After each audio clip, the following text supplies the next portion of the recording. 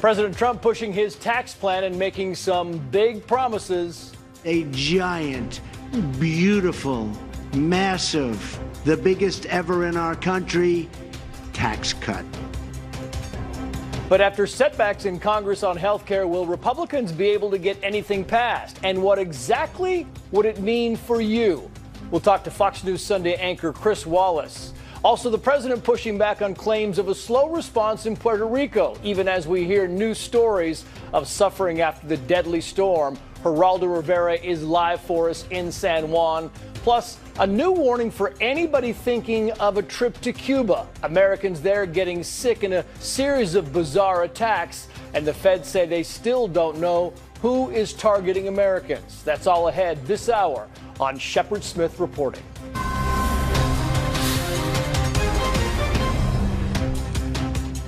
I'm Trace Gallagher in for Shepard Smith. President Trump praising his new tax plan and promising the biggest tax cut in U.S. history. He made the comments during a speech to manufacturers in D.C. today. He also promised to make the tax code simple, easy, and fair. And he said the U.S. needs to encourage companies to stay in America.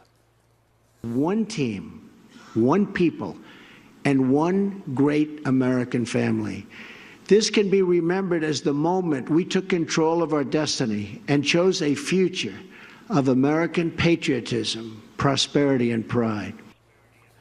The White House and Republican leaders have released a framework for overhauling the tax code, but it's still missing a few details. The plan calls for nearly doubling the standard deduction, that's the amount of income that isn't taxed, to $12,000 for individuals and $24,000 for married couples. It would also reduce the number of tax brackets from 7 to 3. 12%, 25%, and 35%, although still no word on what income levels fall under each bracket. The plan would also get rid of the estate tax, which critics call the death tax. Some Democrats have said the plan does not do enough for the middle class. Senate Minority Leader Chuck Schumer called it a sweeping tax cut for millionaires and billionaires. Still, President Trump says his plan does not benefit the wealthy.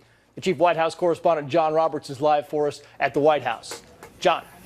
Trace, good afternoon to you. The president has been making this case for weeks now, but now he's got a little more meat on the bone in terms of what you were talking about there, the actual proposal on Wednesday in Indianapolis. He was talking about the effect of the tax cuts on individuals. Today he went to the National Association of Manufacturers here in D.C. for their convention and outlined to them what all of this would mean for corporations. So here's what it would mean. The president is proposing to cut the corporate tax from an average of 35% down to 20%. The small business tax rate, and this would include S-corps, pass-throughs, sole proprietorships, and LLCs, that would max out at 25%, and he would allow immediate full expensing of capital expenditures for a period of 5 years. That means that if you were to buy a new piece of equipment for your shop or your factory floor, if you were to buy a new truck to deliver goods, if you were to buy a new backhoe, if you were to buy a new computer, you could write it off immediately, and you could do that for a period of 5 years. So for companies that are trying to retool or expand, that would be an enormous boon for them. Here's what the president said in terms of what he wants this to do for the country. Listen here. This is a revolutionary change, and the biggest winners will be everyday working families as jobs start pouring into our country. When companies leave our shores, it's American workers who get hurt. They get fired. When companies stay in America and move to America, it's our wonderful workers who reap the benefits and the rewards. Democrats, though, don't like this plan too much. You mentioned Chuck Schumer, Trace, at the top. He also said, quote, cutting taxes for the wealthiest Americans and giant corporations leads to bigger CEO bonuses, more stock buybacks and dividends for shareholders, not jobs and higher wages. But the president's argument is if you make America a good place to do business, companies will stay here as opposed to moving either their manufacturing processes or even their headquarters overseas, and that will attract more investment from overseas, and that will benefit American workers. Trace?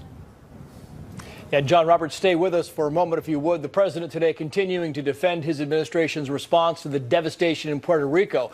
During his tax event, the president started by talking about the crisis affecting more than 3 million Americans. He said the U.S. will not rest until the people of Puerto Rico are safe. Watch. We've undertaken a massive federal mobilization to assist Puerto Rico. Now virtually everything has been wiped out, and we will have to really start all over again. We're literally starting from scratch. People in the U.S. territory living without electricity, drinking water, food, and medical supplies. Some say they are still waiting for aid. The president says thousands of troops and federal relief workers are there. He also says the U.S. is sending truck drivers to help get the supplies to the people in the inland areas. And the president pointed out this comment from the island's governor, who told Neil Cavuto the president is doing what he can. Has the American response been satisfactory to you? Yes, it has, Neil. And I want to clarify these 2 points that sometimes seem contradictory. Number one, we do need more aid, but the president and the administration has done everything that they can, that we've asked them to do, and we've gotten those results. The Trump administration also facing backlash over comments from the acting Homeland Security Secretary, Elaine Duke. Yesterday told reporters the federal relief effort is a good news story. That's a quote. The mayor of San Juan called the statement irresponsible. She said it's really a people are dying story. Let's get back to the chief White House correspondent, John Roberts of the White House. John. And the acting DHS secretary was asked about that yesterday, Trace, saying that people on the ground there are saying that they're on the verge of a catastrophe there. But the White House story, the way that it sees this, is they are doing everything that they possibly can to get as much aid to Puerto Rico as quickly as possible. The big problem has not been capacity to get goods and services there. It's to get them from the port cities out to the areas of the country that have been so hard hit, because they say debris clogs the roadways. There is often only one way in and one way out. But the president, as his helicopter is arriving here, apologized for the noise as he's about to head to Bedminster, keeps on saying that they're doing is a good job and they're getting good reviews for it. The president tweeting, quote, Puerto Rico Governor Ricardo Rossello just stated, the administration and the president, every time we've spoken, they've delivered. The fact is that Puerto Rico has been destroyed by 2 hurricanes. Big decisions will have to be made as to the cost of its rebuilding. For the moment, in terms of debris clearing, the federal government is picking up 100% of the cost. But the president says that there will need to be some difficult conversations ahead to figure out how and who will pay to rebuild Puerto Rico. Listen here. Ultimately, the government of Puerto Rico will have to work with us to determine how this massive rebuilding effort will end up being one of the biggest ever, will be funded and organized, and what we will do with the tremendous amount of existing debt already on the island. We will not rest, however, until the people of Puerto Rico are safe. Now, Florida Governor Rick Scott was here just a little while ago because, of course, his state was picking up from Hurricane Irma, and he is also very much involved with helping out the people of Puerto Rico. He said the logistics for helping out Puerto Rico completely different from Florida or from Texas, that because it's an island, very mountainous, again, with limited access to many areas, means that there are many, many problems that they did not deal with in either Florida, Texas, and or Louisiana. He also reiterated this idea that they've got to get a lot more people in there as well, and methods to get those supplies from the port cities out to the hardest hit areas. Listen to Rick Scott here. I talked to the president about it. I told him, of course, the biggest issue that we're dealing with right now in Puerto Rico is we need more truck drivers and we need more trucks. We've got to get everything out of the port, whether it's the fuel, the water, but the biggest thing is the fuel. Their issue was different than Florida's in that we had a problem getting fuel into our ports. They have the fuel. They've got to get it out of their ports. Yeah, so again, that problem is getting stuff out of the ports. The U.S. Senate is going to have its chance to weigh in on all of this. They're going to be meeting with the FEMA Administrator Brock Long on Monday. We'll see how that goes. Trace? Going to be meeting with the FEMA Administrator Brock Long on Monday. We'll see how that goes. Trace? Yeah, they had a lot of volunteers in Texas and Florida, very few in Puerto Rico because everybody's affected. John Roberts, the chief White House correspondent, live for us. John, thank you. More now on how the U.S. military is responding to the crisis in Puerto Rico. Defense officials say they're putting a 3-star Army general in charge of the recovery effort. Lucas Tomlinson is live for us at the Pentagon. Lucas. Well, good afternoon, Trace. About 2 hours ago, the hospital ship Comfort set sail from Norfolk, Virginia. She will arrive in Puerto Rico on Tuesday. My orders are a minimum of 30 days. And those are decisions that are made much above our level. What we'll do is we'll go out there and hit the ground running, or hit the deck plates running, as we say in the Navy, and we'll keep moving until somebody tells us that we're no longer needed. Some critics said the ship would have left sooner, but Captain Robinson said 2 days ago there were less than 100 people on board. Now there's over 800 doctors and crew members. Comfort last deployed 2 years ago to South America and treated over 120,000 people. The ship has 6 emergency rooms on board and hundreds of beds. Despite claims yesterday by the administration that 44 of 69 hospitals were now functioning, today the U.S. military says only 1 hospital in Puerto Rico is fully functional. Now, the Army Corps of Engineers has completed a damage assessment on the main dam in Puerto Rico and has issued a flash flood watch because another 1 to 3 inches of rain is expected this weekend. And as you mentioned, the Pentagon has placed a 3-star Army General, Jeffrey Buchanan, in charge of coordinating the federal response in Puerto Rico. He arrived late yesterday. His deputy, Army Brigadier General Richard Kim, arrived earlier this week to establish a headquarters. They will focus on logistics that have been hampered by mudslides and failing infrastructures. And Trace, a short time ago, I heard from an officer from the 35th Army's Signals Battalion who's in Puerto Rico and helping set up satellite communications, which have also been hampered on the island. Trace? Yeah, they desperately need those cell towers and communications. Lucas Tomlinson live for us at the Pentagon. Lucas, thank you. Ahead, we'll have more on the Puerto Rican disaster response and the president's tax plan. Will he have better luck getting that through Congress than he did with health care? Fox News Sunday anchor Chris Wallace joins us live next.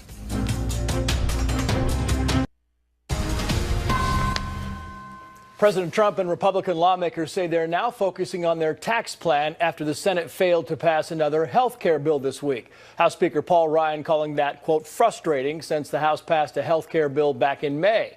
So will they have better luck with taxes than they did with health care? Let's bring in Fox News Sunday anchor Chris Wallace. And Chris, it's great to see you. You know, it's funny because I know a lot of this stuff is marketing when it comes to politics. And I did laugh yesterday when Gary Cohn, the White House economic advisor, was at the press briefing saying, the average return for middle-class Americans is going to be about $1,000. So, you can remodel your kitchen. And, of course, the internet went crazy and said, $1,000. Has he watched HGTV at all in the past 2 years? You can't even buy a dishwasher for $1,000. And it gives you that notion that they're having a tough time marketing how to really get this tax plan, to the heart of the matter and get it sold to people. Yeah, there were a couple of things Gary Cohn said. He also said the average middle-income family makes $100,000, and I was a little stunned by that.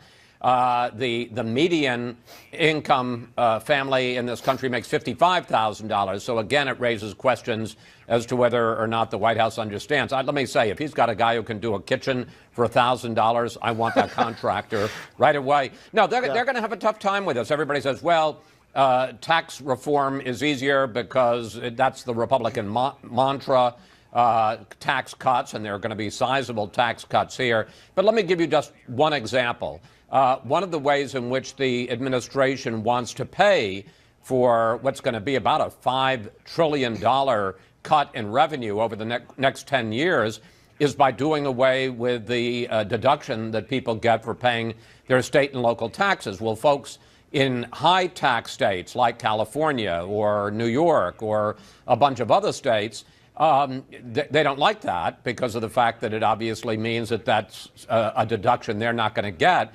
Now, there are 33 Republicans representing those high tax states. The Republicans could only afford in the House to lose 22. So this means that the high tax state Republicans, obviously a lot of them are blue states that mostly have Democrats, but there are some Republicans in them. Their voters are going to be losing a big and important tax deduction. They're very concerned, and they're going to want either something in compensation for that or to have that pulled back. But that's $1 trillion of added revenue to the government ending that deduction. So if you take that away, suddenly this becomes an even bigger loss to the Treasury. What do you make of Paul Ryan's rant where he's saying, you know, there's just not enough stuff getting done? He's saying that 274 bills since as of September 22nd had passed the House, not really getting the same resonance in the Senate. And what he's saying is they need to do more. I mean, is it a fair assessment, or there's some critics who say, look, the House is just kind of passing these things knowing that the Senate's going to fix them, so it's not really fair to just lay it all in the Senate? Is it a fair assessment from Paul Ryan? Well, he's clearly right. They are passing a lot of things in the House, and they're getting bottled up or not passed or defeated in the Senate. But having said that, the House and the Senate are two different bodies with two different sets of rules. First of all, except for budget reconciliation, and I think most folks know by now that that's one bill a year that you can pass with only 51 votes, you need a supermajority in the Senate, 60 votes, because they can always threaten a filibuster to stop it.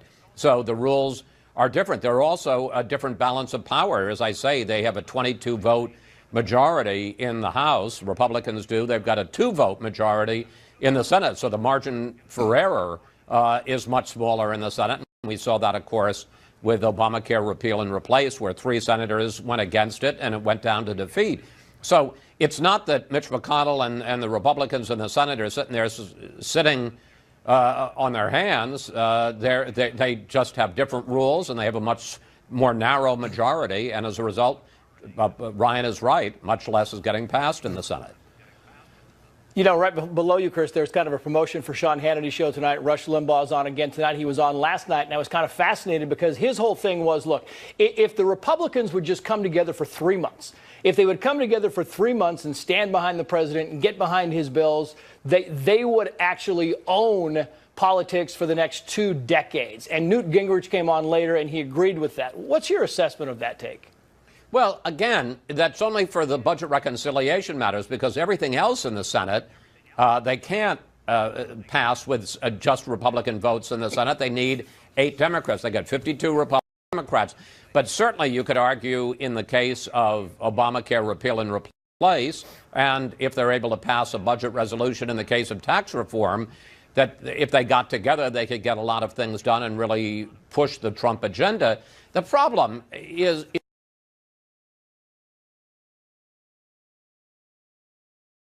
as well. There's a huge split in the party. We saw it starting in 2010 when you had all the Tea Partiers win. Huge victory for Republicans, but they didn't have to govern because they were running against the president, who would veto a lot of their measures. Now they got to govern, and so the splits that were kind of covered up, now with a Republican president, we see that these splits still are there. They're there certainly big time, as we saw on health care, and I think we're going to see it to some degree on tax reform as well. Governing is a lot tougher than just being against and opposing. Yeah, and a lot of people on social media made that point to Newt Gingrich last night after the show was over. Chris Wallace, great to see you, sir. Thank you. You bet. Thank you, Trace. Well, this weekend on Fox News Sunday, Chris will have the latest on the disaster response in Puerto Rico with FEMA Administrator Brock Long. Chris will also talk about the president's tax plan with Mick Mulvaney, director of the White House Office of Management and Budget. That's this Sunday on your local Fox station at a special time. It's at 8 a.m. Eastern. That's because of football. It'll replay on Fox News Channel later in the day. Do not travel to Cuba. That's the warning from the State Department. It's also pulling more than half its staff out of Havana. That story. Well, the U.S. is pulling some diplomats and their family members out of Cuba after mysterious sonic attacks against Americans on the island. That's what a State Department official now confirms to Fox News. The Associated Press first reported the State Department has ordered more than half its staffers to leave the island. The U.S. is also warning Americans against traveling to Cuba. U.S. investigators say at least 21 American diplomats and family members have come down with a strange kind of disease or symptoms, including brain damage, hearing loss, and concussions. And according to AP, one victim described waking up in a hotel room to a blaring noise that went away when he got out of bed and moved a few feet away. But when FBI agents searched hotel rooms and the homes where the attacks happened, they said they could not find any devices. Cuban officials have insisted they had nothing to do with the incidents. Josh Letterman is a foreign affairs reporter who covers the State Department and national security for the Associated Press. He co-wrote today's article on the U.S. pulling diplomats out of Cuba. Josh, great to see you. You know, you look at the relations between Cuba and the United States, and right now they are paper thin, and this is not about to help. They were delicate to begin with, for sure, and this is going to make it much harder for that rapprochement, that warming of relations that really took form in 2015 to continue. You know, Cuba has spent the last several weeks pleading with the United States not to do exactly what it did today, saying don't be hasty, don't make rash decisions, you have no evidence this was us. And the U.S. decided today that, yes, that's true, the U.S. isn't pointing the finger at Cuba, but that Cuba has been unable to assure the U.S. government that its diplomats are safe on Cuban soil in Havana, and that therefore the U.S. has to take some pretty significant actions to protect not only American diplomats, but also tourists who could potentially be harmed by this. Sure, they're extrapolating, saying, look, it's not just the U.S. envoys that are being affected by this. If you travel to Cuba and you're in Havana, which, by the way, was hit hard, pretty hard by Hurricane Irma, then you know, you have the same risk. And the question becomes, if you look at Cuba's response, I know they're denying this, Josh, but it doesn't seem like there's this all-hands-on-deck mentality in Havana to try and get to the bottom of who is responsible for these attacks. Well, the U.S. has actually praised Cuba's willingness to cooperate with this investigation, specifically the fact that the Cuban government invited the FBI and other law enforcement agencies to fly down to Havana and do some searches. But what the Cubans haven't been able to do is get to the bottom of it so that they could say to the U.S., this won't happen again. And of course, it's considered the responsibility of any host country under the Vienna Conventions to protect diplomats, make it a hospitable environment. And in the absence of Cuba being able to say, we are not going to be experiencing these things happening to American diplomats in the future, the U.S. has said this is just not sufficient. Yeah, protect diplomats and protect tourists. I mean, you look at the analogy of Mexico. In Mexico, you know, a lot of people will say there's corruption down there. But when something happens in a tourist area of Mexico, Cabo, Cancun, Puerto Vallarta, they're all over it. They're all over it because they know that if word gets out, if press gets out that Mexico's not safe, their tourism industry goes kaput. And that's kind of happening now around the world. To Cuba, there's this indication that, you know, maybe it's not quite safe to be in Cuba. And Cuba really can't get a handle on who these, although they're trying, can't get a handle on who's behind this thing. Certainly, the potential effects on the tourism industry in Havana, which is a lifeline for the Cuban economy, could be immense. I wouldn't rush to say that Cuba isn't doing things that they should be doing to investigate this. I mean, we have to keep in mind the best U.S. law enforcement, intelligence, the top people who investigate these kinds of crimes for the United States have not been able to figure out what's going on. So if the U.S. can't figure it out, you know, it makes sense that this is something that is so perplexing that it's been difficult for the Cubans to get a handle on as well. Yeah, I think it's a fair assessment. Josh Letterman, good to see you, sir. Thank you. Thanks a lot. Well, no matter how bad the economy tanked in Puerto Rico, the island's agriculture industry had been a bright spot until now. Hurricane Maria stripping fields, killing livestock, and leaving farmers and their families facing a very uncertain future. We are live on the ground in San Juan, coming up.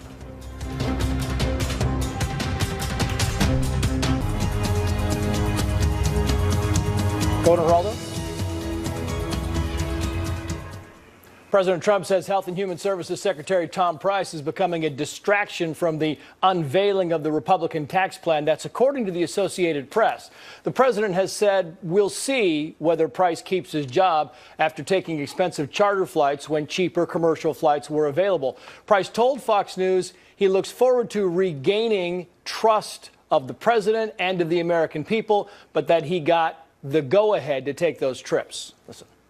What were you thinking at those moments? I mean, some of these flights clearly were to places that had commercial air possibilities. These trips were approved through the normal process, so it was deemed appropriate, and that was the necessary way to be able to make my other obligations within the department.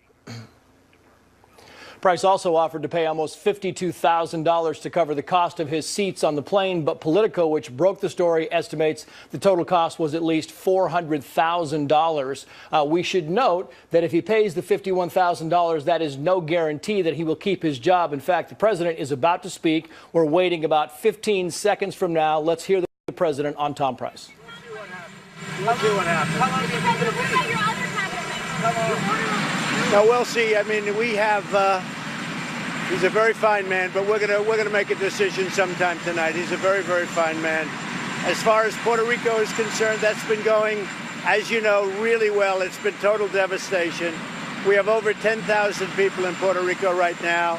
We're getting truck drivers because the people from Puerto Rico, the drivers just aren't there. They're looking for their homes. They have a lot of other problems. Likewise with the police force. But I think it's going really well considering. Rick Scott was just up, governor of Florida. That's been a success. Rick is going to get involved also with Puerto Rico. And we've made tremendous strides. Very, very tough situation. And a big question is what happens. We have to rebuild. I mean, if you look at it, the electric's gone, the roads are gone, the telecommunications is gone, it's all gone. And the real question is what's going to happen later. It's a tough situation. The loss of life, it's always tragic, but it's been incredible, the results that we've had with respect to loss of life. People can't believe how successful that has been, relatively speaking.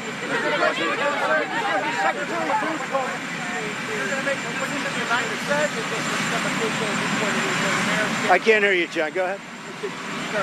What did you say about the criticism of some officials in Puerto Rico, including Americans that have leveled at Elaine Duke, saying what she said about excuse you when you're getting the equipment there is really insulting? Well, I'll tell you, the governor of Puerto Rico has been unbelievably generous with his statements. I mean, he's been praising our efforts. And this is a very difficult, this is a total devastation. When you look at Texas and when you look at Florida, you know, it's a whole different level. Nobody's ever seen, when you have a Category 5 wipe out an island like this, because you have nothing. You don't have the roads, you don't have anything, and you don't have the people even to operate the equipment. That's why we have literally hundreds of truck drivers being brought into the island to operate the trucks, because those people have lost their homes, so they're unable to do it. And the police have lost their homes, so they're unable to do it. So it's a tough situation, John. Was Elaine Duke wrong to say that Puerto Rico was a good news story? Well, I haven't heard what she said. I can tell you this. We have done an incredible job, considering there's absolutely nothing to work with.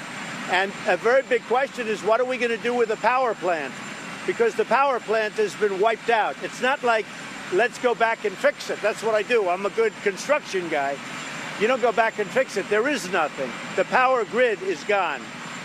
So we have a lot of big decisions, and you're talking about, the dollars that you're talking about are really tremendous. And I'll be talking with the Democrats, and we'll be talking to Congress about what we're going to do a little bit longer term. In the meantime, we've saved a lot of lives. We've done a really good job, and now we're bringing the people for distribution.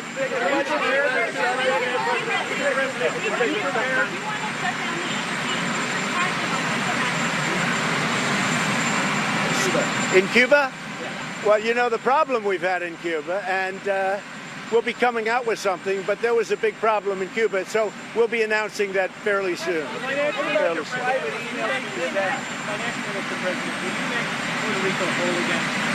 Well, we're looking at Puerto Rico. That's a very, very big thing you're talking about. You know, we're spending hundreds of millions of dollars right now. It's a territory, and these are great people. I know the people very well. These are great people. But, you know, there's a massive investment. You are rebuilding all of it at some point. As you know, there is, you know, hundreds of millions. There's a tremendous amount of money already invested in Puerto Rico by others before the storms. And that money has been in serious trouble. So now on top of it, a lot of other money. So a lot of, look, a decision has to be made. What are you going to do? Puerto Rico was flattened. And a big decision comes as to what are we going to do. But I'm there to help, I can tell you that. You have an internal investigation into fighting that. Can you brief us a little bit on how that... Well, we have great secretaries, and we have some that actually own their own planes, as you know, and that solves that. But we put it in order that no more planes. If you look at past administrations, for instance, if you look at the Obama administration and you take a look at the amount of time that they spent in the air, they spent a lot of time in the air. But I felt very badly because Secretary Price is a good man. But we are looking into it, and we're looking into it very strongly.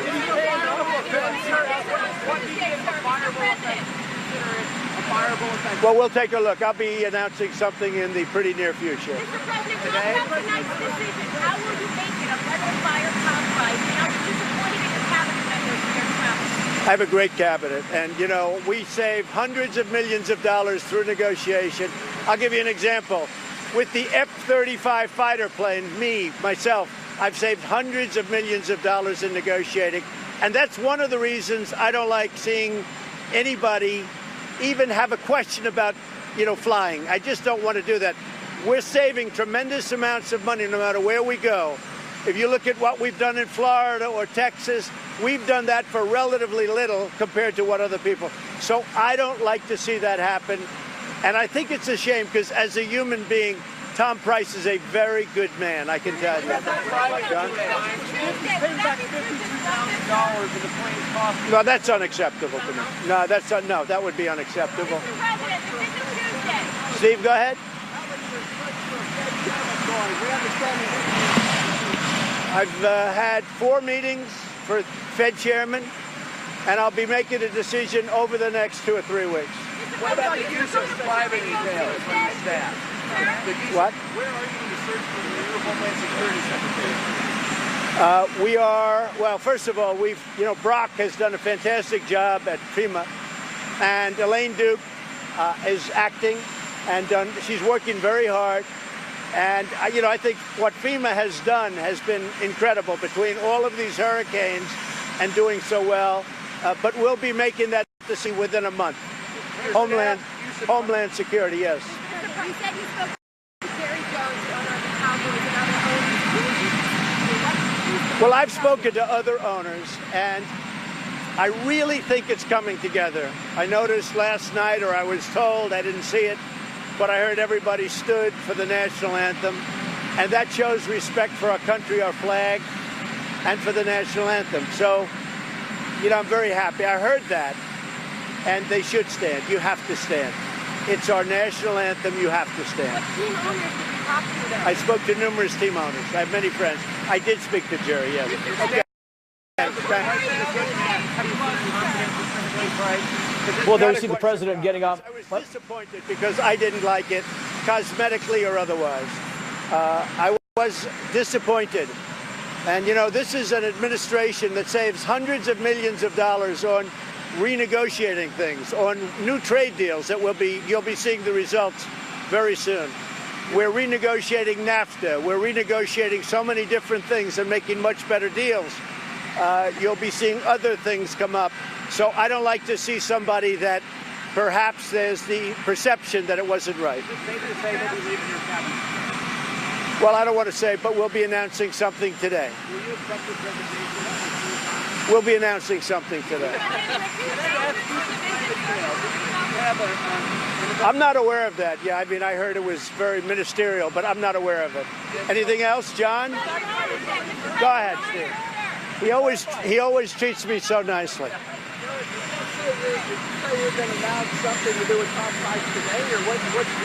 Probably today something will happen. Something will be announced. Look, I think he's a very fine person. I certainly don't like the optics. As I said, we renegotiate deals. We're renegotiating trade deals. We're renegotiating, as an example, the F-35 fighter plane. I've saved hundreds of millions of dollars.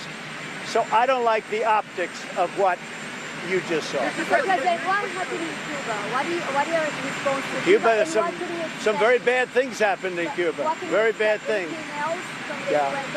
Well, you're going to see what's happening in Cuba, but they did some bad things in Cuba. President calling the president. Sir,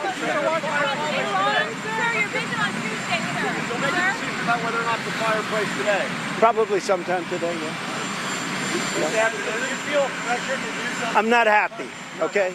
I can tell you, I'm not happy. Okay. Mr. President, what about the rest of your cabinet, sir? Mr. President, what about... Well, we were told the president would speak between 5 and 7 minutes, and apparently he went about 10 minutes as he got off Marine One. You heard the helicopter going above John Roberts' live shot. The headlines out of that, he was saying, as far as Health and Human Services Secretary Tom Price is concerned, he would decide Price's fate sometime tonight. Of course, Price flew on government planes to the $1,000 and said that he would pay $51,000 or a little over that to pay for his seat, and now the president has to decide what he plans to do about Secretary Price. The lion's share of the impromptu news conference was about Puerto Rico and the devastation down there and the government's response to that. Let's get to Geraldo Rivera. He's live for us in Caguas, which is about 15 miles south of San Juan, Puerto Rico. And Geraldo, you and I spoke 24 hours ago. In that time, has there been any improvement in getting the goods and supplies to the inland areas? There has been some improvement, Trace, but if I can just reference the president's remarks, I think that people are looking for good guys or bad guys. They're looking to place blame, and the partisans of the left are blaming Trump. The partisans of the right are blaming the incompetent Puerto Rican government. I think that the reality, and the president, I don't disagree with anything he said regarding Puerto Rico. The persons or the two people most to blame are Irma and Maria, the two historic, devastating hurricanes that hit this island within a period of 2 weeks and really knocked it to its knees. The devastation, as the president accurately portrayed, is really stem to stern, east to west, north to south. I don't think there's a person in the 3.4 million residents of this island who has been left unaffected. The south side, where the government of Puerto Rico has not yet made their surveys or have brought direct assistance, is still devastated. Roads blocked everywhere. And if you need to place blame at all, I think it's on the failure of the electrical power system, the electrical grid. You know, I was here September a year ago where the electric power grid went out for 3 days just because of a fire in a single power plant. Irma knocked out 70% of the power grid that was not yet restored when Maria came and knocked out the rest of it. That's why they can't pump the gas out of the ground. That's why they can't pump the water out of the ground. That's why they can't run elevators or air conditioning. That's why hospitals are relying on emergency generators. There is no power. The bankrupt, and the president referred to this, Trace, directly, the bankrupt Puerto Rico Electric Power Authority, PREBA. They are bankrupt. They are $6 billion in debt. They are responsible for poor maintenance and an antiquated system, a system where of the 16,000 miles of electrical cables and poles on this island,